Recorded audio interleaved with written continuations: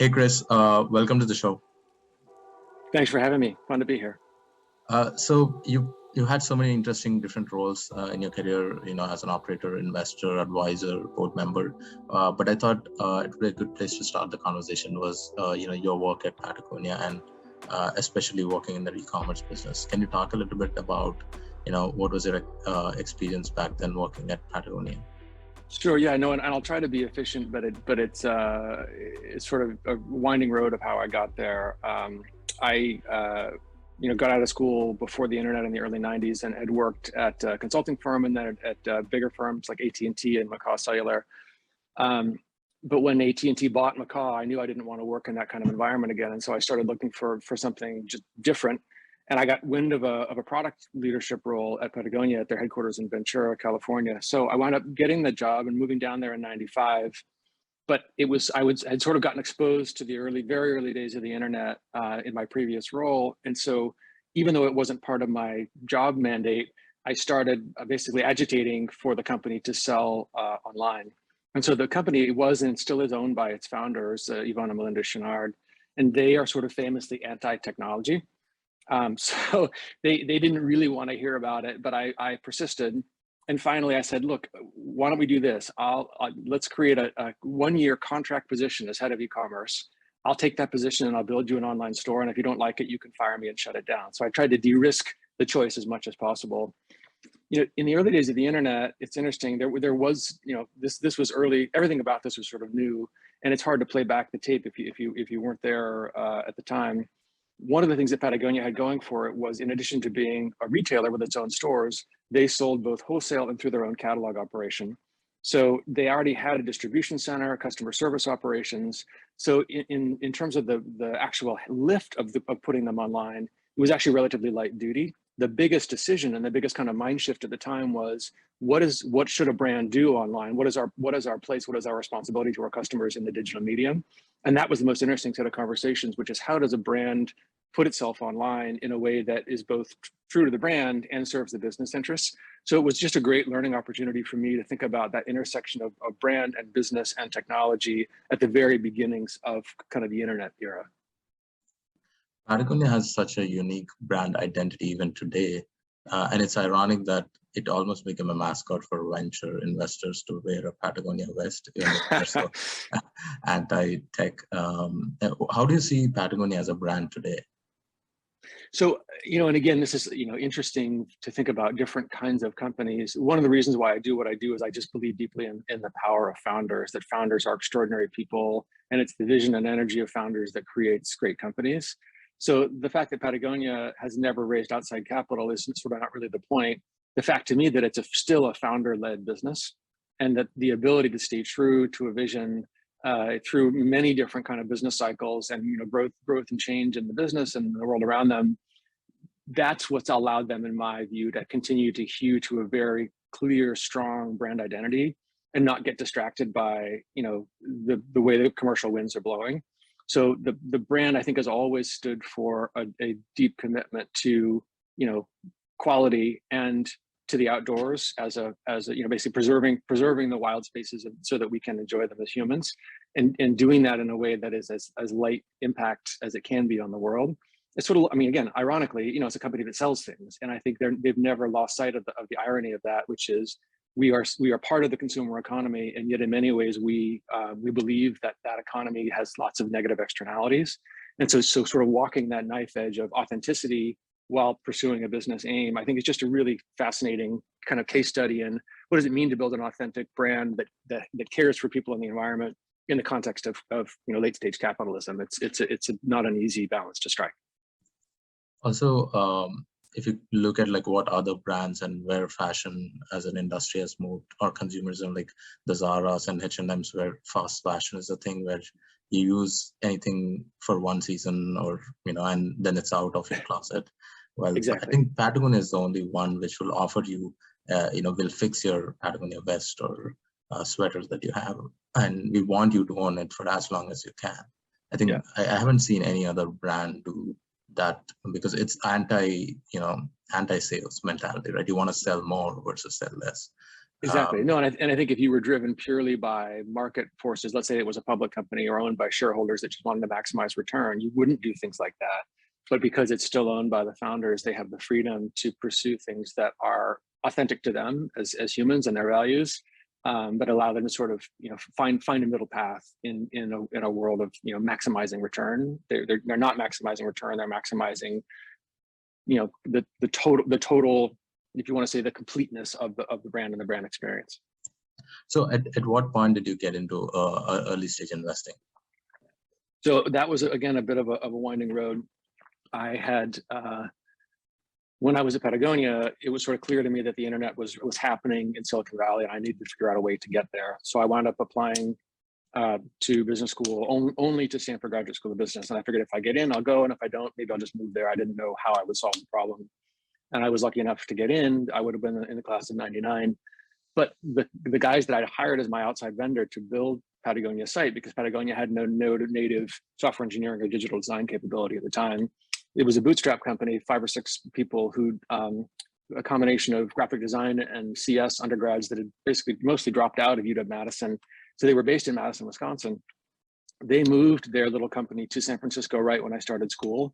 And I had been their first customer for a actual e-commerce site. So we had basically helped build that practice together. And I was really close with the founders there. So I wound up dropping out of business school after the first year, joining them as a partner to build that business. It was a bootstrap. We never raised outside capital.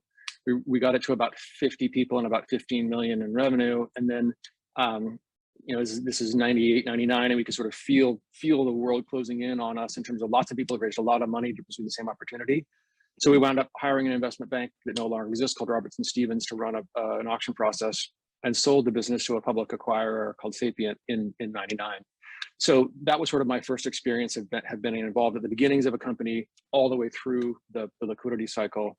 And I just got interested in that whole process. Again, we were a bootstrap, so it was a different experience to raise the money. I moved back to Seattle, which is where I'm from, for personal reasons, wound up starting a venture-backed business here. And for me, the sort of light bulb moment was it, having been in the Bay Area in the middle of the kind of venture, Web 1.0 bubble, and experienced what that was like, good and bad.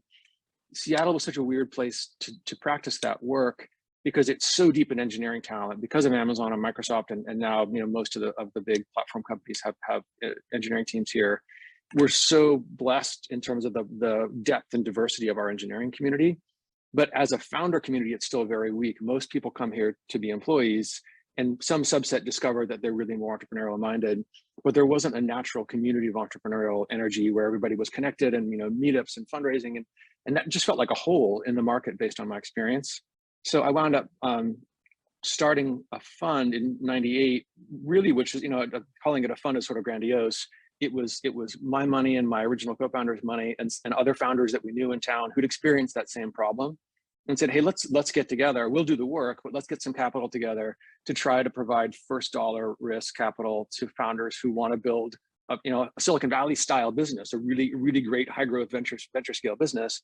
But to do it here, we need to change the ecosystem around us. And the best way to do that was to create kind of a first check fund or community that would support founders from the very beginning here in Seattle. Were there any interesting companies that got funded with that fund? So the most interesting from my perspective was one that for a while was our most valuable holding. In the end, it turned out not as well. But what I got out of that investment was my current investing partner. So we'd invested in a company called Aperture that was founded by a guy named Kabir Shahani, who's now or until recently was the CEO and founder of a company called Amperity here in town, which we also invested in. One of Kabir's engineers, individual contributor engineers, and then engineering leaders was a guy named Aviel Ginsberg. And so I got to know Aviel through our investment in Aperture. And Aviel was interested he'd moved to Seattle from the East Coast. He was interested in startups as well. And there's a little bit of a side trip here, which I'll talk about in a minute, which is TechStars. But I wound up engaging with Aviel as a diligence partner on a bunch of investing opportunities because he was excited about it and interested. And he was a great counterpart to my kind of business lens to come and look at engineering teams and engineering kind of mindset in the organizations we were looking at. So Aviel and I started doing investing together, even though he was still building his company over the time. The company was called Simply Measured. He raised from us, then a firm called MHS Capital, and then from Trinity Ventures and Bessemer Ventures down in the Bay Area. So he kind of went through this very rapid growth cycle, and learned a lot again about that whole journey as a venture-backed founder, a technical founder becoming CEO, like lots of kind of valuable lessons learned. When he was they'd found an acquirer. It wasn't as a good outcome as they'd wanted, but they found an acquirer for the business. And so the conversation we were having was, do you want to found again? I'd love to, I'm happy to back you as a founder because I think you're an amazing founder. Or I really enjoyed working with you as a partner in the investing work. Would you ever want to cross over? And so we wound up working together to create an accelerator program for Amazon with TechStars called the Alexa Accelerator that he ran for 3 years. He joined me as a venture partner for Fund 3, and then has been my full investing partner for Funds 4 and 5. So not only was it a really interesting journey as an investor, but I got an even more valuable thing out of it for me and for our work, which is a really complementary partner in the work of supporting entrepreneurs here in Seattle. Talk a little bit more about working with TechStars. I think you were running TechStars Seattle at some point for a couple of years, because TechStars is interesting because there are other similar kind of accelerators. There's 500 startups. Obviously, there's YC, which everyone knows across the world. Right. How do you see TechStars particularly different? What does it do better than, let's say, a 500 startups or YC?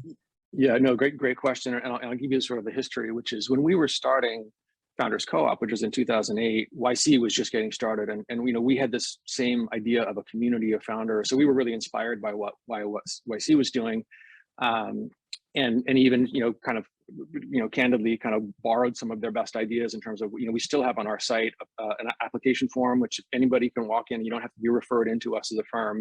If you want to tell us what you're doing in a short text email, we'll evaluate that and respond ourselves. So have always been inspired by that very open door transparency model of investing that YC I think really pioneered. But the company that I co-founded here in Seattle, one of our investors and board members was a guy named Brad Feld, who at the time was at Mobius VC, or now SoftBank, but he had left to start his own firm, Foundry Group, in Boulder, and had been a co-founder and original investor in TechStars with David Cohen. So we were aware of the model of accelerators from early days from YC. And then when Brad and David started TechStars, and they were explicitly sort of everywhere but the Bay Area, right? So they were starting in Boulder, which is an obvious geography. Seattle has always been kind of as I mentioned, more of a company town than a startup town. But we just thought it would be a really powerful accelerant to the community to have a TechStars program in Seattle. So we basically said, hey, you guys, whenever you're ready to expand outside of Boulder, we would love to run the program here. So their first expansion city was Boston. We were the next, and then New York was the fourth. And for a while, they were sort of seasonal, where Boulder was summer, Seattle was fall, New York was winter, and Boston was spring, if I remember correctly. All that's, of course, gone by the wayside now. But the model was very different then too, which is, TechStars has become a global business with its own fund and capital formation. In the beginning, TechStars was a community, a shared community and a brand and a set of values, but the fund for TechStars was actually raised locally. So all of the LPs for TechStars were local. We were the GPs of a fund. And it was another kind of way of thinking about bringing together a community of interest around high-performing entrepreneurship in Seattle. Again, that's evolved since then. But to us, having a fund was a useful tool. Having an accelerator to us, if you think about entrepreneurship in a community where things are quite diffuse, where there's pockets of excellence, but no one really, it's not that well cross-threaded. A TechStars is almost like an API or a fabric that says, in a very legible way, on an annual cadence, there's an application window, startups can apply. There's a program window in which the work will be done. There's a way for mentors to engage programmatically. There's a way for investors to engage programmatically. So it gave almost a substrate that allowed the entire community to come together around a cohort of high-performing entrepreneurs and get to know each other and collaborate on the work of entrepreneurship. So I think that's still true of TechStars today, and I think it allowed Seattle, I would say, it was a contributor to Seattle becoming a higher performing community around supporting entrepreneurs. So I think hopefully that answers your question. A little bit of a long answer, but it was a journey. Yeah.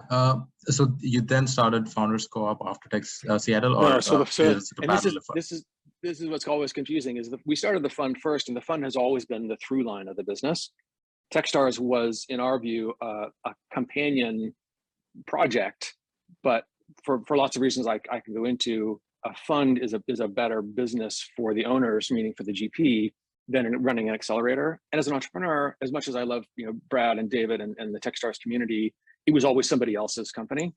And I think, just the way that my brain works, like I prefer to be master of my own destiny than to be part of somebody else's machine. And so we helped build the brand of TechStars in the community here. But when it came time to choose, it was clear to me that the fund would continue to be sort of the center of my work. So what was your thought process when starting the fund, and how did sort of that thinking change, after, maybe 200 to 50 plus companies in the fund? Yeah. So I think the beginning, as I mentioned, was it's like very naive, if you want to think of it that way. Like, I joke sometimes that I'm an accidental money manager, because at some level, if you are running up an investment fund, that's your job. You accumulate capital from investors, you make a set of commitments about the work you're going to do, and then you produce return for those investors. And if you're successful, you keep that cycle going. I don't think I had really any appreciation for that side of the work at the beginning. For me, it was very much focused on the founders and the work of supporting founders, and having been an operator, really being in the business of sitting side by side with founders from the earliest days. And I think that first fund was very experimental in that sense, which, we did sort of quasi incubation work where we were working with founders before they even had, in fact, Aviel's company began life as untitled startup. They didn't even know what they were going to do at the beginning. So very, very hands-on work. I think over the course of that first fund, I got clearer about what it means to be a professional investor, meaning both the fiduciary responsibility and the motion of the business as a business, as opposed to just getting in there and doing some work. And it was really from fund 2 forward that I started to think more clearly about, what is the role of our fund in the context of the market? What is our competitive set? How do we fit into the landscape of venture capital more broadly? So again, the journey from I just see a problem and I want to solve the problem, which is a very entrepreneurial thing, to developing a more mature kind of holistic view of what role does my entity play in the broader competitive set in which we're playing, and what is our edge as a fund, and how do we prosecute that edge in a way that creates advantage and defensibility for the fund over time, much in the same way that you're building. We help people build businesses of their own. We have a business that we need to think about how we nurture and develop over time as well. So lots of detail I could go into, but I think it was that going from naive to a more mature understanding of what is the role of a venture capitalist in the context not only of a community but of the industry, what has been a real journey for me. I think I was reading your post about, I think it was on the occasion of when Remitly went public. I think you wrote a post and I think you referred to Remitly's founding team sort of defining how you pick, how you pick your next companies. Can you talk a little bit about, how did it, picking or investing in Remitly define how you picked, your next companies? Yeah, no, and I think it's a great way of sort of getting at becoming an investor. It's not like it's a learned skill, right? It's not something that I think people are necessarily good or bad at from the inception. A lot of it is just building the muscle of, you have a lot of experience with lots of different kinds of companies, lots of different kinds of founders, and you develop not only a sense of what you believe, like what's the kind of founder or kind of opportunity that I can deeply get behind, but also pattern recognition around what kinds of people tend to produce success and what is that success based on. And I think for me, the Remitly experience is just, it's a great, highly visible example of which I have lots of other examples that I could share. And it's reinforcing of the brand and philosophy that we have as a fund, which is it really has success as an entrepreneur has much less to do with the what, meaning what problem you choose to solve, and much more to do with the who and the how, which is what are the unique values and characteristics and capacities of the founding team, not just a founder as an individual, but a team with complementary skills and values and skill sets. And what habits do they develop on the way to building a business that allow them to continue to adapt and learn and succeed in the face of adversity? Because it's really, again, there's, up and to the right is a fantasy that doesn't exist in real life. I've never seen an entrepreneurial journey that didn't have lots of drama and twists and turns and setbacks. And it's the mindset and temperament of the founders, their resiliency on the journey, and their ability ultimately, because even the founders can't do all the work, their ability to assemble a team of people that share their values and their commitment to an outcome through lots and lots of adversity. That kernel of founder values and capacity, the tenacity and persistence, and the leadership ability to build a team and navigate an entire team through adversity and difficulty is really what we're solving for first and foremost as investors. we will follow founders into lots of different domains that we don't know anything about if we believe in the people and their capacity to do that thing.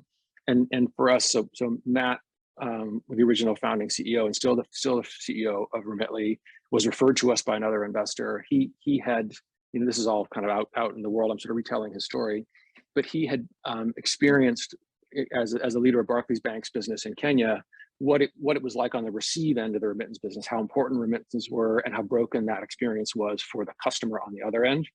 And because mobile technology, mobile phones had just, coming into the ascendance, his and Josh's original idea was, why isn't there a better solution, end-to-end, send to receive solution that leverages the power of mobile phones, which would just coming up. In fact, the company's original name was Beamit Mobile, which Remitly was a brand that came later. And it was this idea of, beaming money from one phone to another. That was the kind of the kernel of the idea. And, lots of twists and turns. In the end, mobile phones wound up not being as important as we thought they would be on the receive side.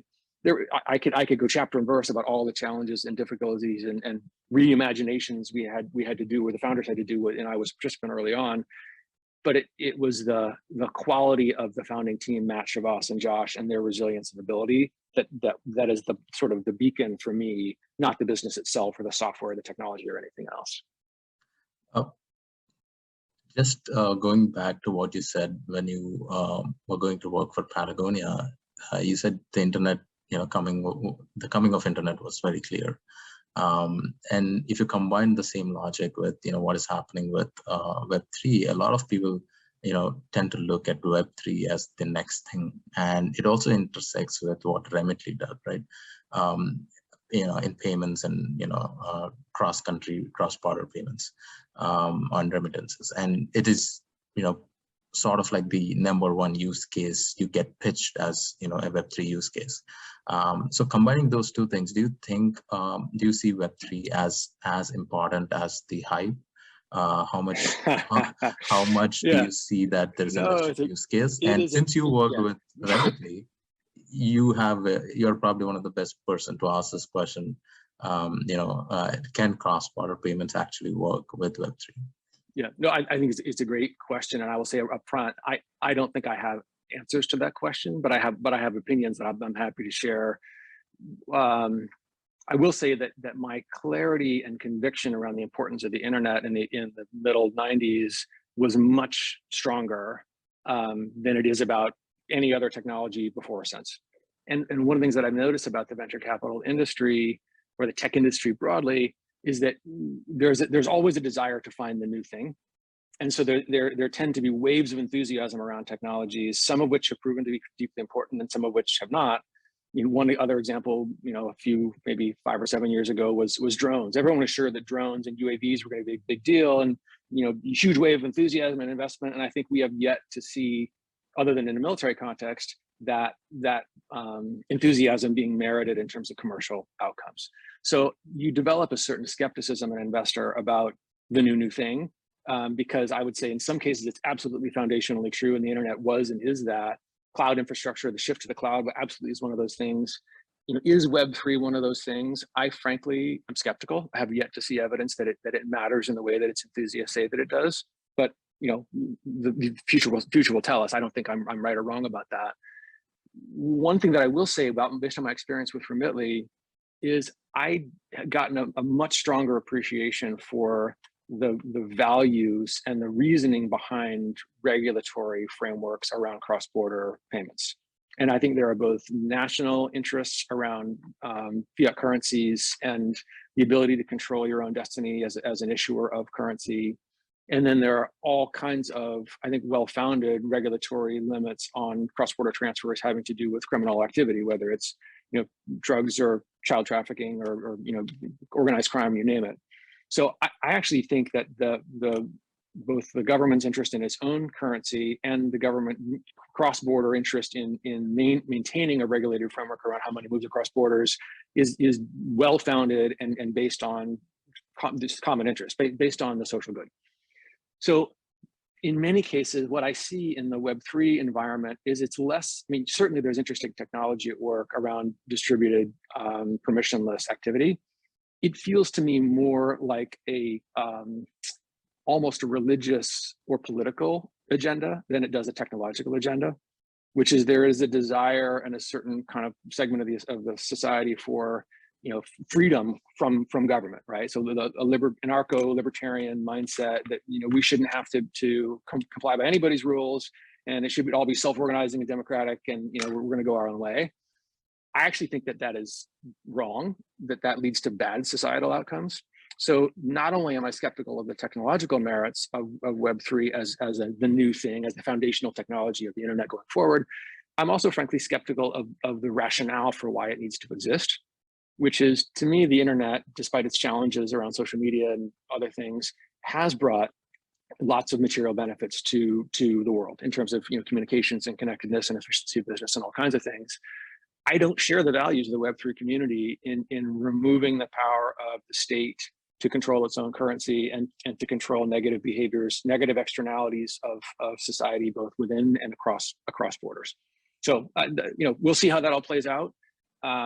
Many people I know disagree with me deeply about all of that, but based on my experience and my journey with particularly with regulated money transmission across borders, I would be disappointed, frankly, if the vision of Web3 comes true, because I think it will lead to many more negative than positive outcomes. The one point of view that is often missed in this whole, you know, currency argument or like transfers argument internationally, and I've done both B2C and B2B, and I've done it for like 10 years now, and it actually right now happens with one click. I don't see why people keep saying that, you know, it takes a lot of time. You know, it only takes maybe 30 minutes to set up for your first time. But after you set up and you're making a legitimate transaction, it actually takes one click. I don't understand the exact reason from where, you know, the Web3 community comes up with this idea that it takes a long time and it's tedious process. Like if you use Send Money or which got acquired by PayPal, or, you know, Remitly or any of these services, like it's literally one click. It shows up in your Indian or, you know, whichever bank account within 4 hours, less than 4 hours, and it's instantaneous after a couple of transactions. So I tend to not see a technological problem at all there. No. If to be fair, I think that the two aspects of it that I think people zero in on. One is, so if you're moving money, you know, across borders, there's a whole framework that's called KYC, Know Your Customer, and obviously requires the disclosure of a lot of information, PII, about yourself, so that we, you know, they can verify that you're not a criminal, you're not on a terrorist watch list. Like there are frameworks in place, and the reason why KYC is done is to check against a lot of bad actors, so that you limit the ability for bad actors to move money across borders. There's friction and privacy invasiveness in there, and I get that people don't like that. And then the other one is, if you're moving from one currency to another, there's always some losses in terms of current, like transferring from one currency to another inevitably involves a middleman, and there's a rake or a frictional loss or a deadweight loss, if you want to look at it that way. So the idea of a global currency that's the same in every geography, you know, where you don't have to disclose yourself and it's all anonymous, you get rid of the privacy stuff, and you get rid of the actual, there is legitimately cost to moving, translating between currencies. Those are real objections. To me, the cost of those is worth the pain, but everyone's opinion is different. Yeah. So then how do you equate with this? Because when I talk to a lot of VCs, or like listen to a lot of VCs talk about how one of the core reasons that is given for, you know, Web3 is a category that we have to be in, is a lot of young, talented people moving there. Like, how do you see that particular point? Like, is there a technology where young people moved and nothing came out of it? I mean, I think as I mentioned, there are every couple of years. I mean, you know, let's pick another one, VR, AR, right? Like there has been, even machine learning or artificial intelligence, like there have been false starts in a number of different segments of innovation, where for a while, everybody was sure that VR, AR was the next big thing, and lots of money went into it. And I think, you know, for a bunch of reasons, and there's still, you know, Meta is still deeply committed, a lot of people are deeply committed. It may just be that the technology was harder than everybody understood, and it's going to take more effort. So let's zoom out a little bit. The last 10 or 12 years have been one of the kind of, again, you know, one of the big global asset bubbles of our time. And it was driven by, you know, a couple of financial crises that caused central banks in general to pursue a zero interest rate policy and to pump up the balance sheet, basically flood the economy with liquidity. So whenever that happens, resources get scarce. And we've seen it in supply chain, the crunch, and we've seen it in the labor crunch. So the perception is it's really hard to find engineers and I have to do the thing that they want to work on. I think we're in the middle of a bit of an unwinding of that asset bubble. And I think the idea that I have to be pursuing the thing that the talent wants to work on, that's always true. Like the most talented engineers are going to flow towards the most interesting ideas. I think in general, the constraints around labor, much like the constraints around other resources, are going to fade as federal, as the global federal balance sheets get pared back over the next five plus years. So the idea that you have to be doing the thing that talent wants to do, I think the job market's going to soften. People will be more interested in having just a job with a great company with good values that is interested in their contributions. And the idea that only the best people are working on Web3, I suspect some of the heat will come out of that idea. But I think you're right. Like in general, technologists want to work on the coolest, shiniest, sexiest new thing. And that changes every couple of years. And sometimes the industry's right and sometimes it's wrong. And so far, I'm yet to convince that Web3 is the thing. So I think from that asset bubble, I think we also witnessed something different in this cycle, is like these mega venture funds.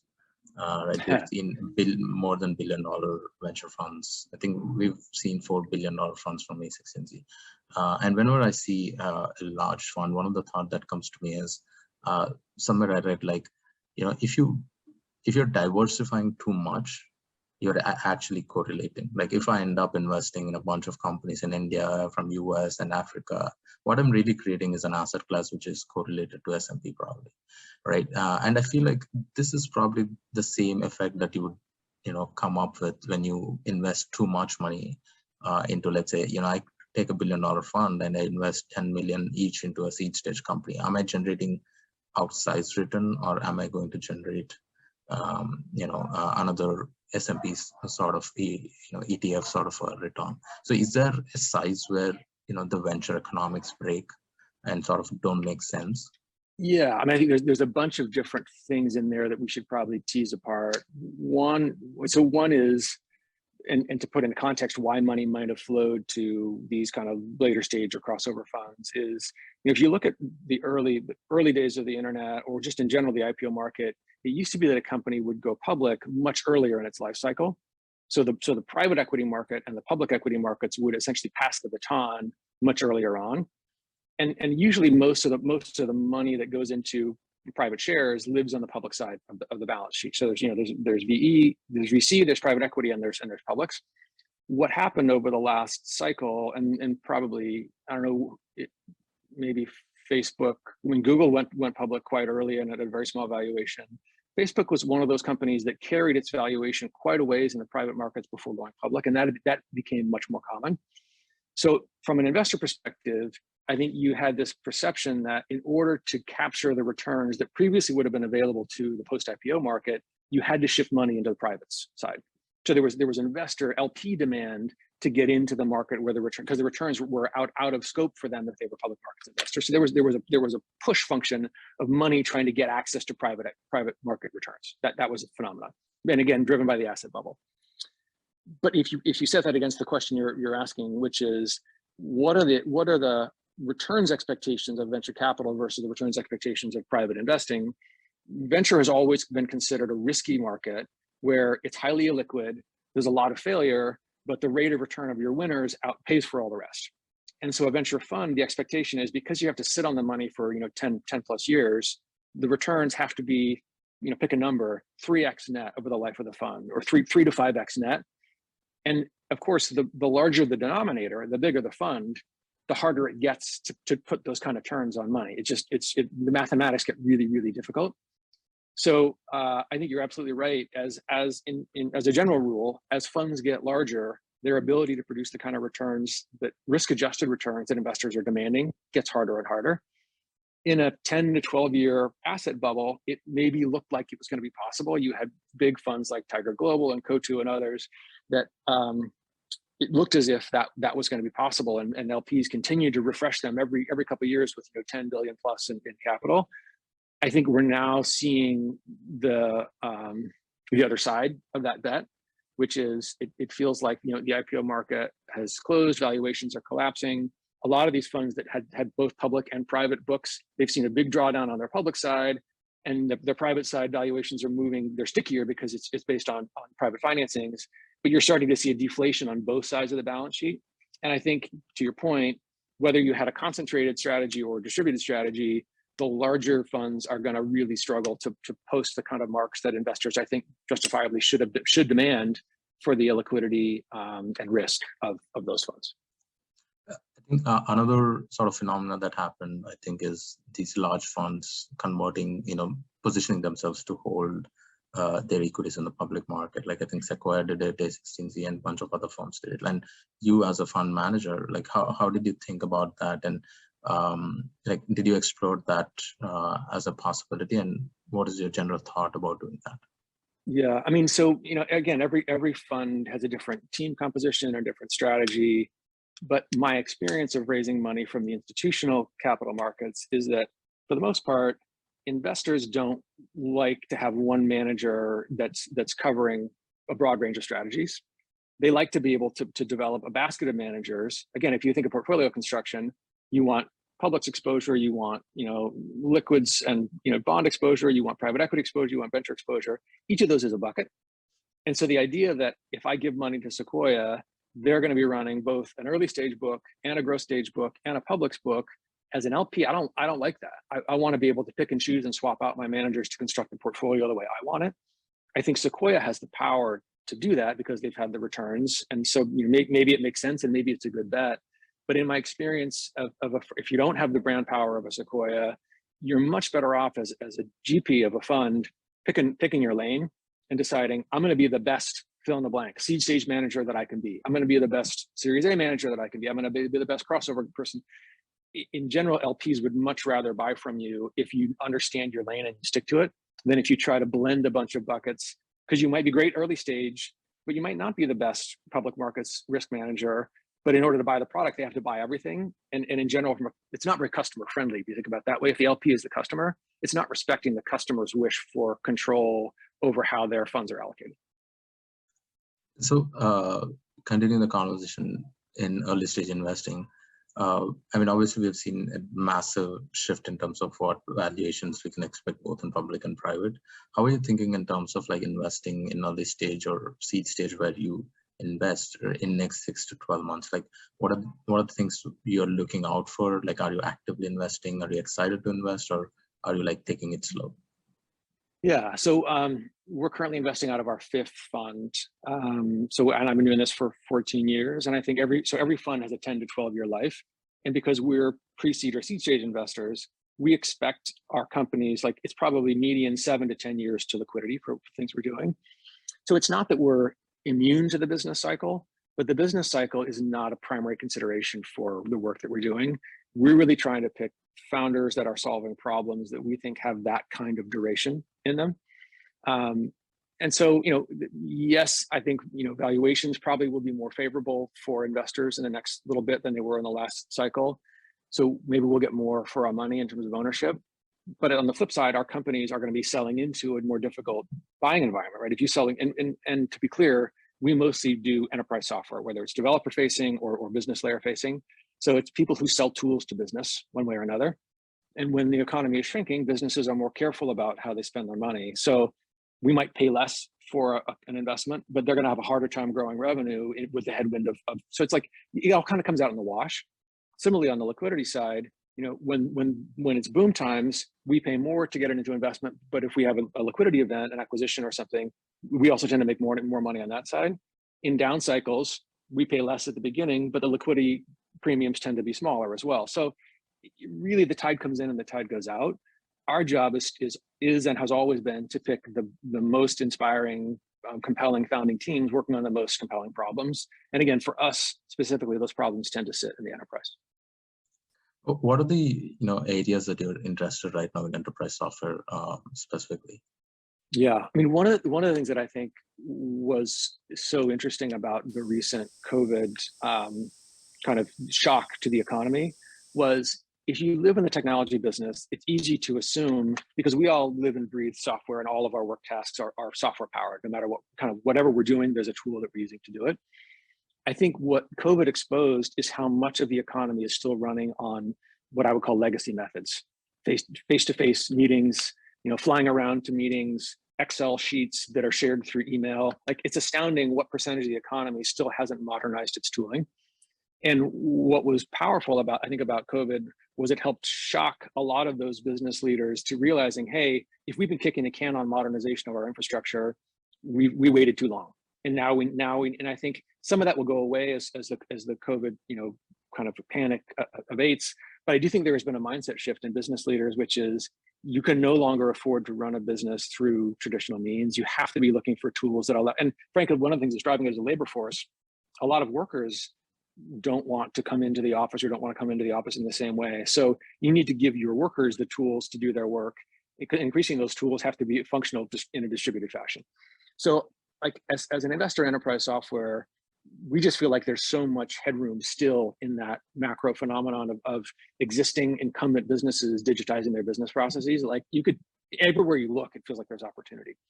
One thing I would say that's a bit of a nuance on that is some of the biggest, broadest opportunities, the most generic opportunities, have been competed away. So a company like Salesforce has pretty well consolidated being a system of record for sales and customers in large enterprises. There are others as well, but you get the idea. Like, you wouldn't attack that kind of very broad horizontal thing. Increasingly, what we're seeing is there are lots of industries that have very specific business requirements because of regulation, because of their business dynamics, where they can't use a generic horizontal tool. So you can't use a Salesforce if you're in freight forwarding. You use a freight management system because of the peculiarities of that business. If you're working in healthcare, there are requirements, both regulatory and data requirements, that you can't use a generic database. You have to use something that's bespoke to healthcare. All over the economy, there are examples like this. Those legacy systems are really hard to rip out. Meaning that once you've invested in the infrastructure, you're not going to make it's not an easy decision to say, we're going to go back to first principles about our data layer. But there's lots of need to modernize both customer-facing and employee-facing tooling on top of those data layers. So I think an area that we're particularly excited about as investors is, where are there large industries that are stuck with a legacy system of one kind or another, and feel an urgent need to modernize, either because of digital competition or just because of the expectation of customers and employees. And so we've made a series of investments that look like that in construction, in healthcare, in logistics. And again, we feel like there's lots and lots of room to make really good businesses that look like that, that have venture scale for sure, and require very high quality software execution, both on software functionality and on customer facing capabilities, because really you're trying to bring a modern capacity to a legacy system. So some complexity, not for the faint of heart. Many people think those problems are boring, but we love what we call those sort of plumbing problems of modernizing legacy systems with modern software that sits on top. So one of the things that I also wanted to ask you about is, who is the right person, and when is the right time for someone to get in and become a VC? Like, who is the right person to get into venture and become a GP, or work as a partner at a VC firm? Yeah. So, again, I think the old model, which probably still prevails in some places, is people who wanted to be in financial services, and they came up through, management consulting or investment banking, and they're very facile with spreadsheets and models and that sort of thing. And I think those people are and continue to be well suited to late stage investing, because late stage investing is really not about a discovery of is there or is there not a business here. It's how good is the business, how good are the margins, where can you apply capital to make the business perform better. So I can't really talk about that layer because it's not where I spend my time.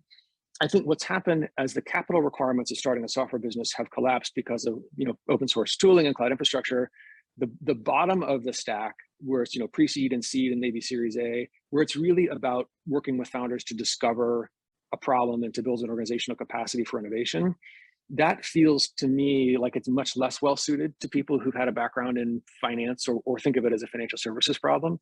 It's really a human capital organization design journey of customer discovery problem. finance plays a role, but finance is sort of the tail and not the dog at the early stages. And in my experience, the best investors at that stage are people who know what it's like to build a business, to build a team, to manage through adversity. It's maybe helpful to have raised venture capital before on the other side of the table because you have some more empathy for what that looks like. But I think I feel like the most effective early stage investors are people who are practitioners first. And so entering the industry too early, you sort of miss the step of building the muscle of what does it mean to operate with excellence. So I would always rather see an investor who's been a high performing operator or founder themselves in a way that where they've been through the whole journey. And again, like my partner Aviel, going from IC engineer to founder, CTO to CEO, raising capital, the whole thing. Like he was able to experience the entire arc of a career as from IC to CEO and through exit. That kind of perspective is just invaluable, I think, if you're helping entrepreneurs think through the challenges that come through that experience. You also probably witnessed a lot of acquisitions, during your career. So I thought it might be interesting to get to know your perspective of, what are the through lines did you observe in terms of why successful acquisitions happen? Yeah, I mean, I see there's sort of simplistically two kinds of acquisitions. One, the best kind is where you've actually created a strategic asset that is either threatening to or on the strategic roadmap of a large incumbent, and they will pay a premium to bring that capability in-house and deny it to the market or to their competitors. And so we've experienced those in a handful of times. And I think it's very rewarding in the sense that you really feel like the team has built something of extraordinary value.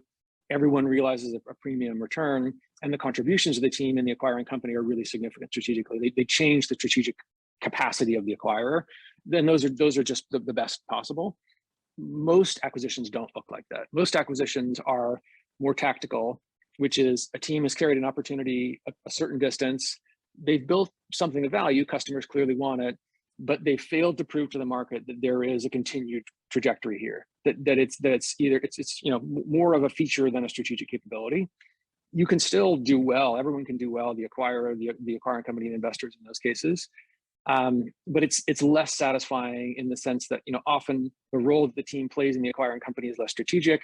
The founders can get more frustrated because they're essentially, they've gone from being masters of their own domain to being a cog in a larger machine without really access to the leadership layer or the strategic layer of the business. Most of them look like that.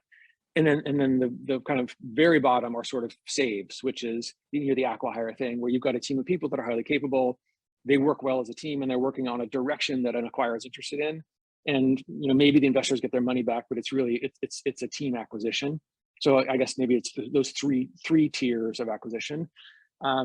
All are good in the sense of recycling talent and capital and kind of making the system work.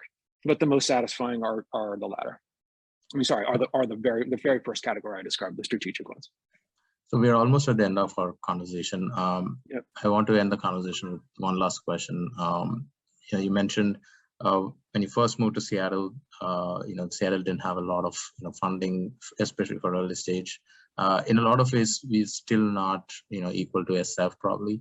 What do you expect to see in Seattle in the next couple of years, and what would you ideally want to see?